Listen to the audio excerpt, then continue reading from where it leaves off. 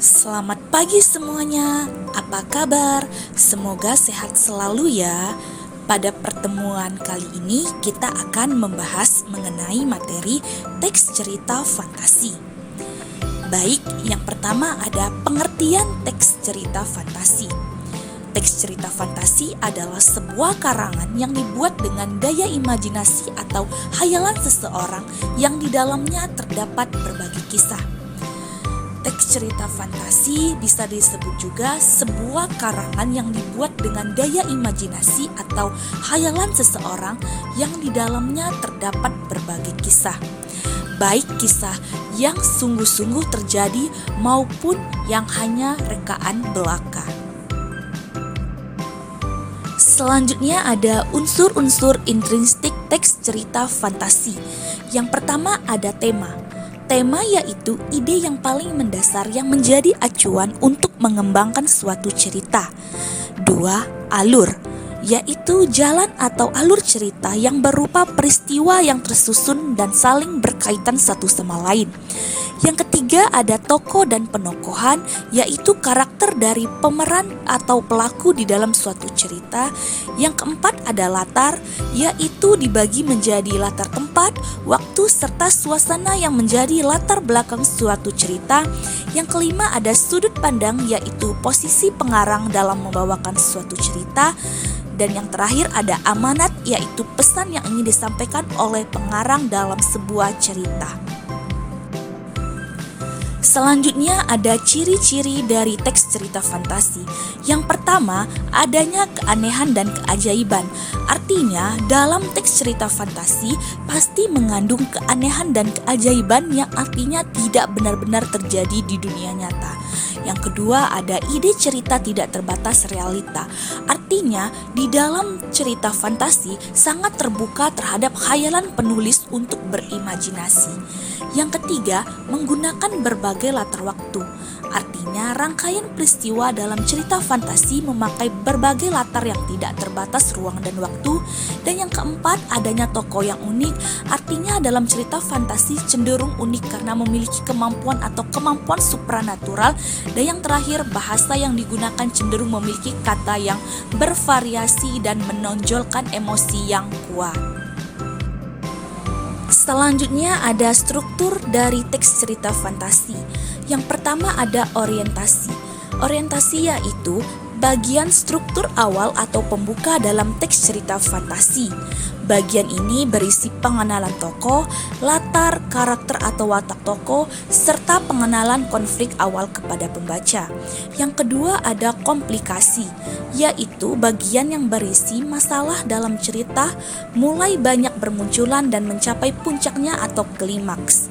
Bagian ini disebut juga dengan hubungan sebab akibat sehingga muncul permasalahan satu persatu. Yang ketiga ada resolusi. Resolusi yaitu bagian akhir dalam cerita fantasi. Bagian ini biasanya berisi penyelesaian dari masalah atau konflik yang muncul pada bagian komplikasi. Kaidah kebahasaan teks cerita fantasi. Yang pertama, penggunaan kata ganti dan nama orang sebagai sudut pandang penceritaan. Contohnya seperti kata aku, mereka, dia, dikau, engkau, dan nama orang. Yang kedua, penggunaan kata yang mencerap panca indera dalam deskripsi latar. Contohnya seperti ada latar tempat, waktu, dan suasana. Yang ketiga, penggunaan pilihan kata dengan makna kias dan makna khusus. Contohnya seperti kata monster itu berkaki 4. Yang keempat, kata sambung penanda urutan waktu. Contohnya seperti ada kata tiba-tiba, ketika, sebelum, sesudah, dan sebagainya. Yang kelima ada penggunaan kata ungkapan keterkejutan. Misalnya terjadi di tengah-tengah cerita untuk memulai masalah. Yang keenam, penggunaan dialog atau kalimat langsung dalam cerita yang biasanya terdapat dialog antar tokoh. Langkah-langkah menulis teks cerita fantasi. Yang pertama, menentukan topik atau ide. Sebelum menulis cerita, langkah pertama adalah menemukan ide cerita yang unik. Topik dapat berasal dari berbagai sumber seperti legenda, mitologi, mimpi, atau bahkan kehidupan sehari-hari yang dimodifikasi dengan unsur fantasi. Yang kedua, tulis menjadi sebuah pernyataan. Setelah menemukan ide, ubahlah menjadi pernyataan utama yang menjadi inti cerita pernyataan. Pernyataan ini akan membantu menjadi fokus saat mengembangkan cerita. Yang ketiga ada tentukan latar ceritanya. Setelah membuat pernyataan, penulis akan membuat latar dalam cerita fantasi bisa berupa dunia nyata dengan unsur magic atau dunia fiksi sepenuhnya. Yang keempat, deskripsikan setiap tokoh. Setelah menentukan latar cerita, maka tahap selanjutnya mendeskripsikan setiap tokoh harus memiliki kepribadian, latar belakang, dan peran dalam cerita. Setiap tokoh dibagi menjadi ada tokoh utama, antagonis, dan tokoh pendukung. Selanjutnya ada buat garis besar cerita. Setelah mendeskripsikan karakter setiap tokoh, penulis akan menentukan alur cerita secara garis besar termasuk bagian awal, tengah, dan akhir. Selanjutnya ada kembangkan cerita dari garis besar yang sudah dibuat. Selanjutnya kembangkan cerita dengan deskripsi detail, dialog, dan konflik yang menarik. Tambahkan kejutan dan rintangan agar cerita lebih seru dan menarik. Dan yang terakhir ada buat judul yang menarik. Setelah semuanya ditentukan, penulis akan membuat judul dari tahapan-tahapan yang telah dikembangkan sebelumnya yang harus mencerminkan inti cerita dan menarik perhatian pembaca. Untuk memahami lebih lanjut mengenai struktur cerita fantasi, perhatikan cerita yang berjudul Belajar dengan Gajah Mada ini dengan penuh pemahaman dan sambil perhatikan bagian-bagian strukturnya.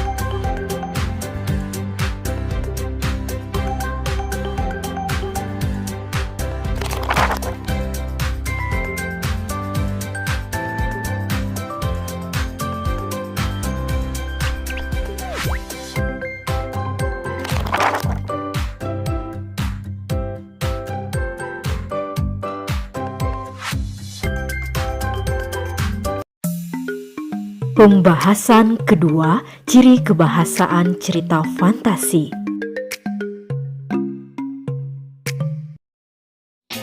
Nah, ketika menulis cerita fantasi, ada beberapa ciri kebahasaan yang perlu kamu kuasai. Ciri kebahasaan yang pertama yaitu penggunaan kata ganti dan nama orang sebagai sudut pandang penceritaan. Kata ganti itu diantaranya aku, mereka, dan dia. Sedangkan nama orang diantaranya Erja dan Doni.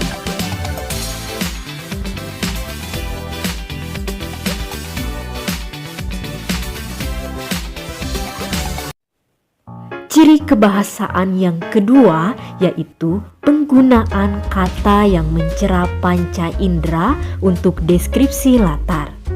Di antaranya latar tempat, latar waktu, dan latar suasana.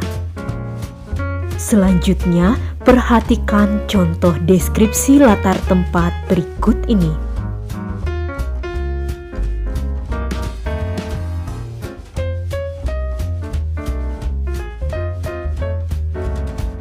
Perhatikan contoh deskripsi latar suasana berikut ini.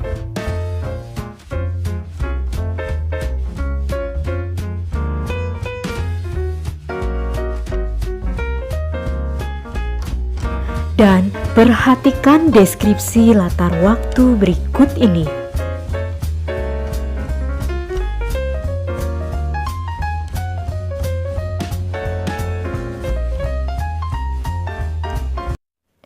Ciri kebahasaan yang ketiga yaitu menggunakan pilihan kata dengan makna kias dan makna khusus. Perhatikan contoh kalimatnya berikut ini.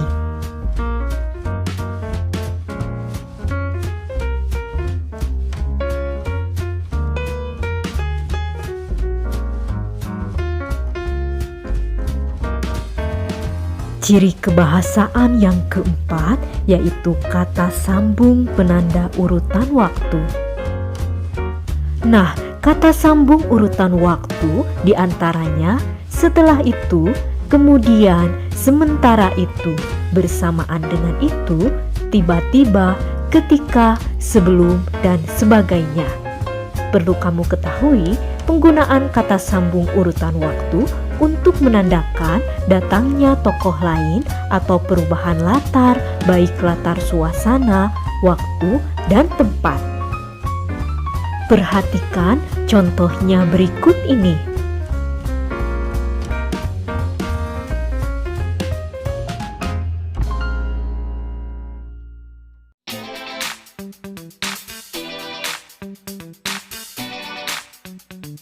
Ciri kebahasaan yang kelima yaitu penggunaan kata atau ungkapan keterkejutan. Nah, penggunaan kata atau ungkapan keterkejutan berfungsi untuk menggerakkan cerita atau memulai suatu masalah. Perhatikan contohnya berikut ini.